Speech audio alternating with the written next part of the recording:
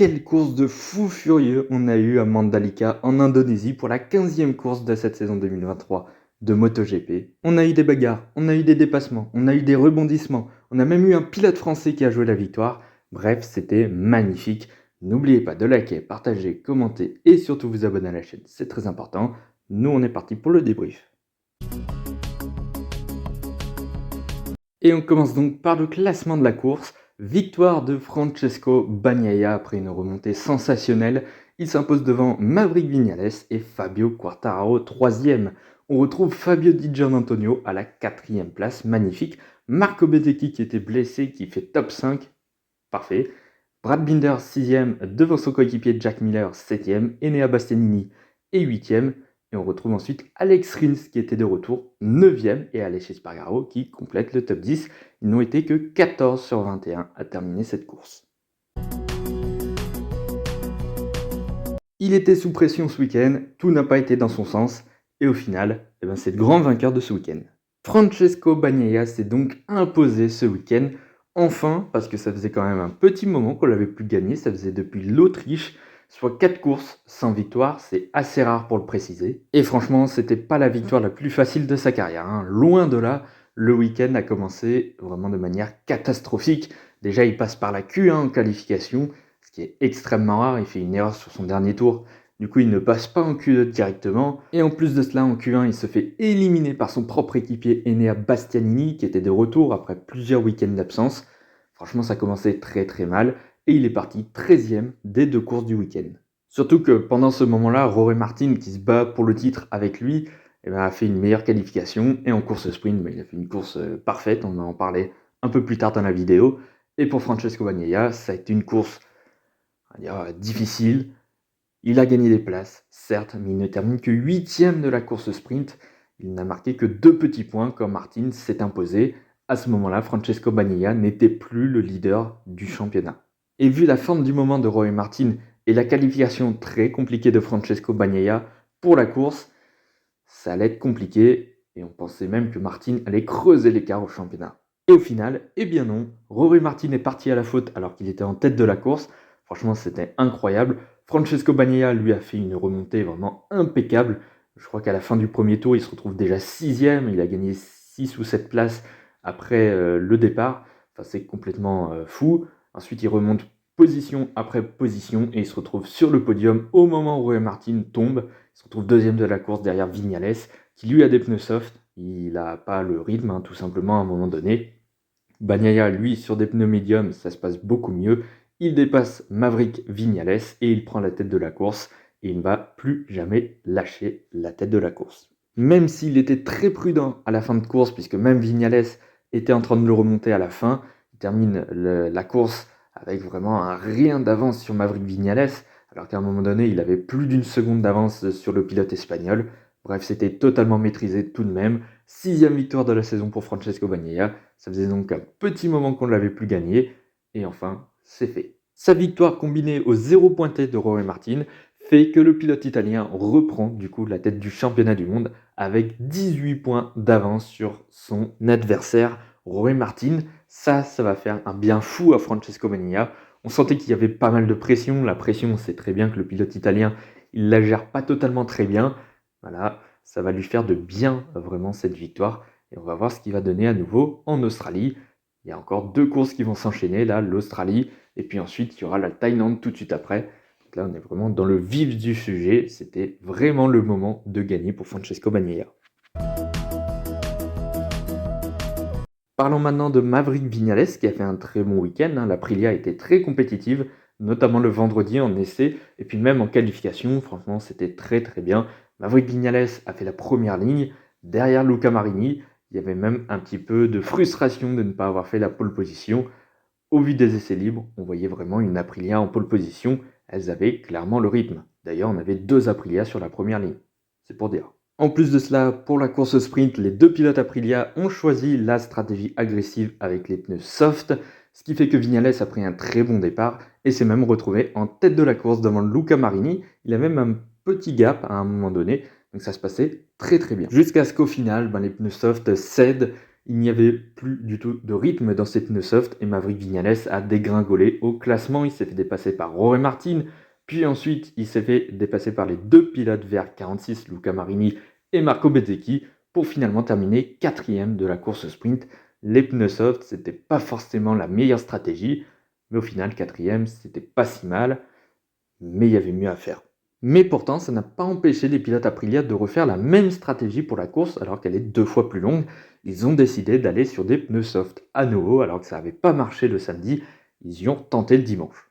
Bon, pourquoi pas. Au final, Viñales avait un bon rythme. Il était derrière Roy Martin, qui était vraiment une fusée sur cette course. Mais bon, Roy Martin est tombé. Maverick Viñales s'est retrouvé en tête de la course. Mais comme le samedi, les pneus soft se sont dégradés plus vite que les pneus médiums. Logique. Du coup, il a perdu pas mal de temps et il s'est fait dépasser par Francesco Bagnaia. Et puis en plus, il y avait Fabio Quartararo qui était 3e et qui avait bien plus de rythme que le pilote espagnol. Mais pourtant, Maverick Viñales a bien tenu et même à un moment donné, il était même plus rapide que Francesco Bagnaia. Il était revenu sur le pilote italien avec des pneus usés. Bagnaia faisait très attention de ne pas tomber, de ne pas faire d'erreurs, etc., etc. Mais quand même, avec des pneus soft usés, il a tenu Fabio Quartararo, il est même remonté sur Bagnaia. Donc au final, c'est un très bon week-end pour Maverick Viñales, 4e en sprint, et puis surtout podium pour la course principale. C'est son 3e de la saison, il remonte à la 6e place du championnat des pilotes. Il a dépassé Johan Zarco qui a fait un 0 pointé, on va en parler un petit peu plus tard dans la vidéo. Bref, très bon week-end pour Maverick Viñales, ce qui n'était pas forcément le cas d'Aleix Espargaro, son coéquipier, qui pourtant avait fait une très belle qualification, 3e, même si lui aussi visait la pole position. Malheureusement, il a fait une erreur en course sprint, il a emporté aussi Brad Binder, abandon en course sprint, et puis lui a beaucoup plus souffert des pneus soft à la mi-course, il avait vraiment plus du tout de rythme, mais lui il est descendu très très bas dans le classement, au final il termine 10e de la course. Franchement, c'était très très délicat, et encore un week-end en demi-teinte, voire même plus qu'en demi-teinte au final pour Aleix Espargaro. Fabio Quartararo a été phénoménal sur cette course principale. C'était franchement bluffant et on a même pensé que Fabio allait pouvoir la gagner, cette première victoire de la saison.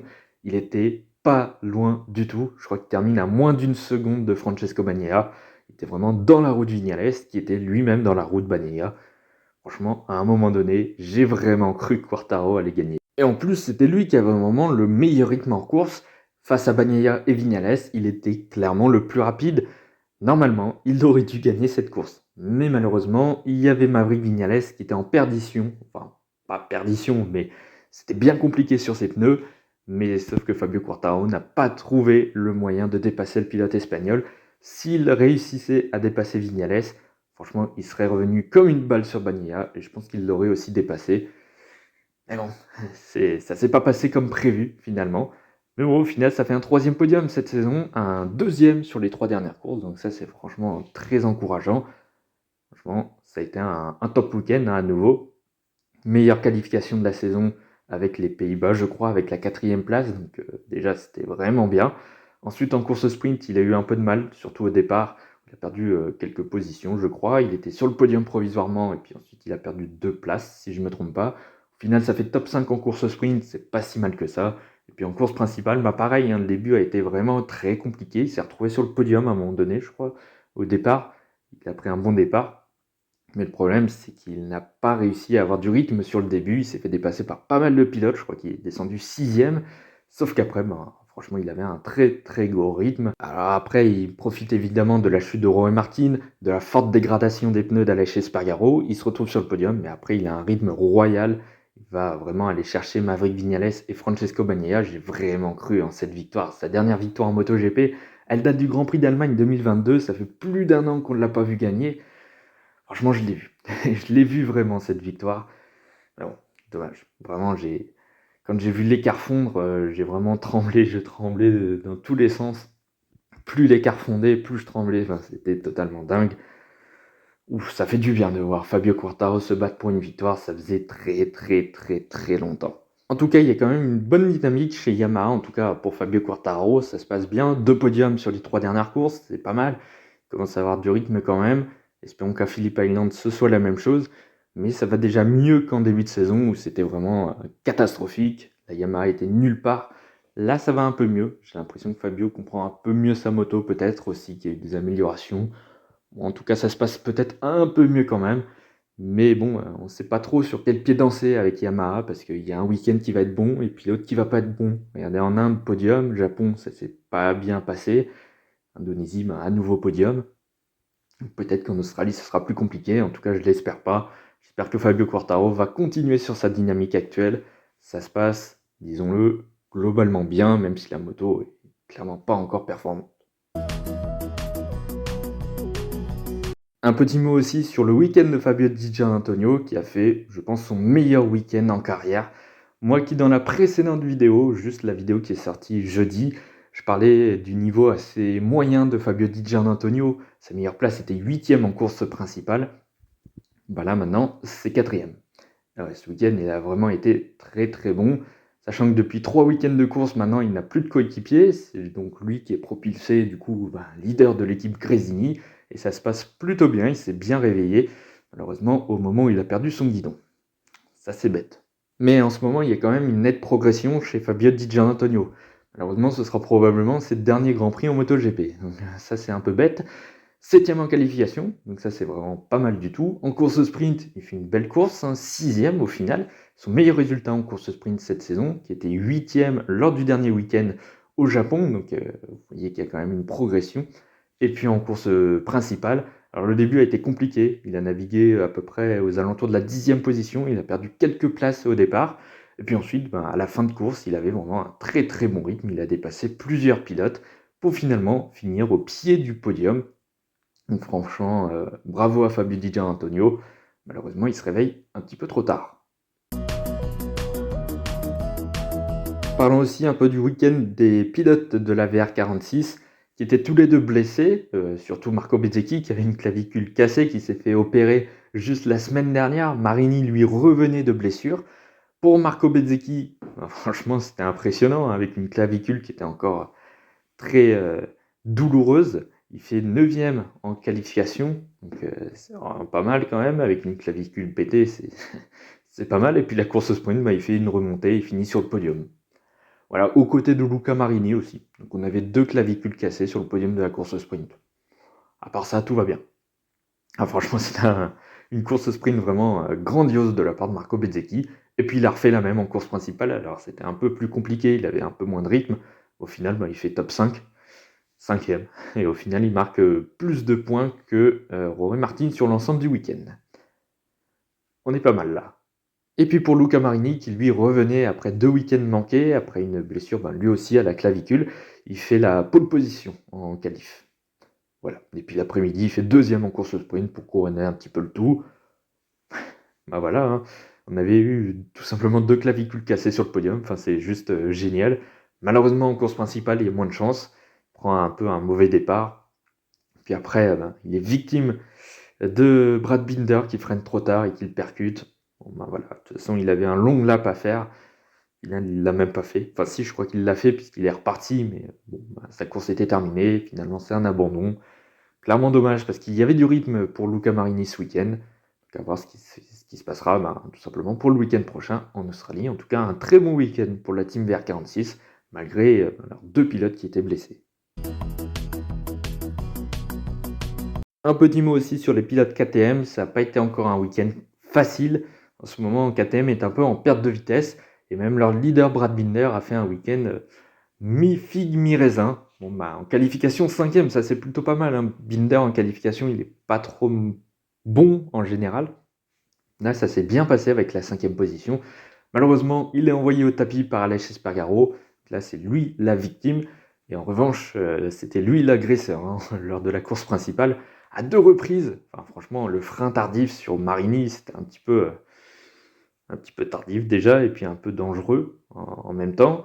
Donc il se prend un long lap, il fait son long lap, il tombe, je crois, 10e, 9 ou 10e de la course. Il remonte, il avait un très bon rythme. Sauf que le problème, c'est qu'il remonte sur Miguel Oliveira et il va le pousser à la faute. Du coup, il se reprend un 2e long lap, il le fait, et au final, il termine 6e. Donc, non, le rythme était bon pour Brad Binder, mais malheureusement, trop d'erreurs sur cette course principale. Donc, une course sprint qui était réduite à néant après sa chute. Malheureusement, il n'y pouvait rien pour le coup. Bon, un week-end en demi-teinte, hein, il y avait encore de la performance pour Brad Binder, comme à chaque week-end, hein, globalement, mais c'était encore compliqué. Disons qu'en ce moment, c'est un peu plus compliqué pour Brad Binder et surtout pour KTM. Et puis pour Jack Miller, on retrouve un petit peu le pilote australien. Enfin, il était temps, parce que ça faisait un moment qu'on ne le voyait plus vraiment, ne serait-ce qu'en milieu de peloton. 10e en qualif, il arrache le dernier point en jeu lors de la course sprint. Meilleur pilote KTM sur cette course sprint d'ailleurs. Voilà, un seul petit point pour KTM sur cette course. Et puis en course principale, il fait une bonne course aussi. 7e au final, juste derrière Brad Binder. Donc ouais, c'est plutôt pas mal. En revanche, week-end très compliqué pour les pilotes du team Tech 3. Les deux pilotes ont abandonné. C'était un week-end à oublier pour l'équipe française. Je voulais aussi parler brièvement de Alex Rins qui a fait son retour après sa blessure en course sprint en Italie, donc ça faisait déjà un petit bout de temps. Au Japon, il devait revenir, mais malheureusement, il n'était pas complètement rétabli. Là, c'était bon, il a pu faire le week-end complet. Malheureusement, il fait dernier en qualification. C'est un peu compliqué de reprendre la MotoGP après tant d'absence. En course sprint, c'est aussi compliqué, mais par contre, en course principale, il avait du rythme. Et au final, il termine dans le top 10 à la 9e position. Alors, il y a eu beaucoup de chutes devant lui, évidemment, mais il finit quand même devant son coéquipier Takaki Nakagami. Donc, je voulais féliciter vraiment Alex Rins, qui était dans le coup le dimanche. On va parler aussi de Johann Zarco. C'est un week-end à oublier complètement, hein. Dès les essais libres, il n'était pas dans le coup. En qualification, il est en Q1, il se fait éliminer. Il n'est que 14e sur la grille des deux courses. En course sprint, il y a un peu de rythme. Il termine 12e avec des erreurs. Je crois qu'il y a 2 erreurs dans la course qui lui font perdre beaucoup de place. Il se retrouve 17e à un moment. Après, il remonte jusqu'à la P12, voire même P11, je crois. Et puis après, il redescend à nouveau. Il fait une erreur. Il redescend 17e et il remonte 12e. Donc bon, il y avait peut-être de la performance pour gratter peut-être un petit point. Mais bon, au final, ça fait 0 pointé. Et puis en course principale, là c'était plus de la malchance. Sa moto s'est abaissée, sauf qu'elle ne s'est jamais relevée. Donc il a fait toute la course qu'il a fait, il l'a fait avec sa moto qui était vraiment basse. Donc dans les virages, c'est très compliqué de faire une course. Du coup, il tournait à peu près 3-4 secondes par tour plus lent, parfois 1 seconde plus lent, mais bon, globalement c'était pas bon. Il était largement dernier, et puis ensuite il est même tombé. Donc un week-end compliqué, 0 pointé. Bref, ça va être très compliqué, il va falloir rebondir vraiment au Grand Prix d'Australie parce que déjà ça fait plusieurs courses maintenant où il n'est pas dans le coup. Alors si ce n'est le Japon où il était bon, mais il a encore eu de la malchance. Mais comme traditionnellement, en deuxième partie de saison, ça devient beaucoup plus compliqué pour Johann Zarco. Et ça fait déjà quelques années que ça se passe comme ça. Ouais, c'est vraiment dommage. Et puis en plus, il tombe à la 7e place du championnat. Donc attention, parce qu'il y a en plus des pilotes derrière, Luca Marini, Jack Miller, Fabio Quartararo, qui sont pas si loin que ça finalement. Et enfin, on termine ce débrief par Rory Martin. Et oui, comment ne pas parler de lui dans ce week-end? Il a été bluffant, mais au final, c'est lui le perdant de ce week-end à Mandalika. Pourtant, tout démarrait de la meilleure des manières. Ou presque. En qualification, il s'est quand même raté en Q2. Il aurait pu aller chercher facilement une première ligne, voire même la pole position. Sauf qu'il a fait plusieurs erreurs et au final, il ne fait que 6e en qualif. Mais bon, son rival au championnat, Francesco Bagnaia, n'est que 13e sur la grille, donc il avait un avantage. Et d'ailleurs, il l'a confirmé en course sprint, il avait un rythme d'enfer, tout simplement. Personne n'a pu aller le chercher, il a pris un très très bon départ, et puis il est allé chercher la victoire facilement. Une 4e victoire en course sprint d'affilée, quand même, c'est pas mal. Quand Bagnaia, lui, n'inscrivait que 2 petits points sur cette course sprint, donc Roy Martin s'est retrouvé leader du championnat à partir du samedi soir en Indonésie, samedi matin pour nous, sauf qu'en course, tout ne s'est pas passé comme prévu. Pourtant, le début, ça s'est passé de la meilleure des manières. Rory Martin a fait un départ mais exceptionnel. J'ai rarement vu des départs aussi bons.